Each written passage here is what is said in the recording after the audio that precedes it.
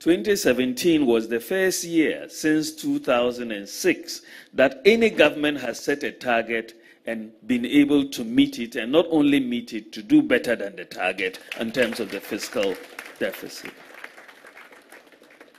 And people are a little, I know, a little confused about how this government can come into office, inherit this big deficit, at the same time as inheriting this big deficit, with economic growth at 3.6%.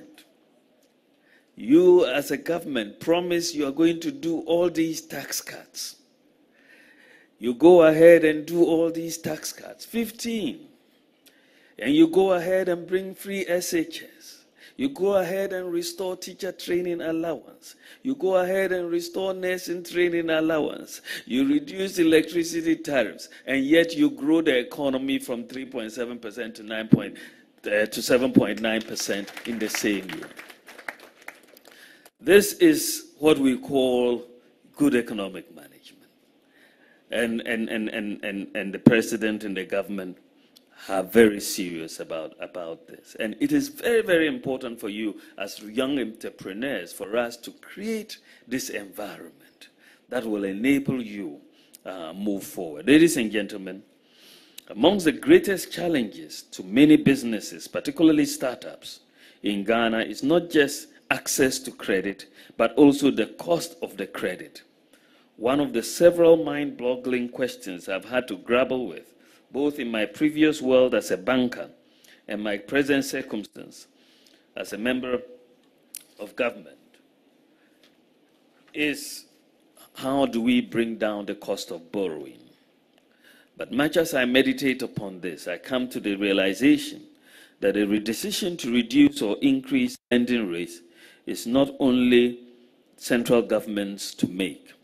It requires the efforts of the central bank, the commercial banks, the executive arm of government, parliament.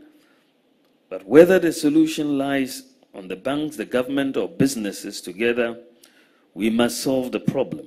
In a couple of months also, in addition to the digital address and the national ID, we are also going to be launching financial system interoperability to bring everybody within the financial system.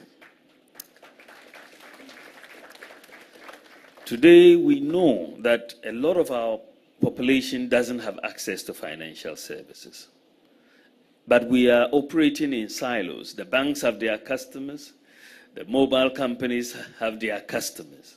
What we don't have is that interoperability between bank accounts and the mobile payment wallets. And we need to be able to move essentially between your bank accounts, your mobile payment wallets, your e-switch accounts. This is what we call triangular financial inclusion.